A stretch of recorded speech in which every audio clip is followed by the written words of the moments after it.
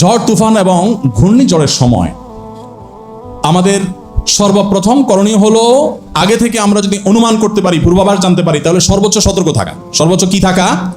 সতর্ক থাকা, যে কোনো প্রকার ক্ষয়ক্ষতি যেন আমাদের ঘূর্ণিঝড় করতে না পারে, আমরা সতর্ক থাকবো।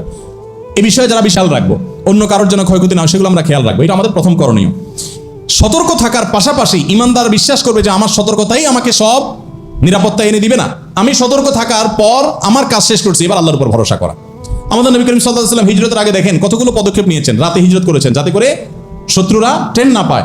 আবার নিজের শোয়ার জায়গা আরেকজনকে শোয়ায় রেখে গেছেন যাতে করে শত্রুরা বুঝতে না পারে।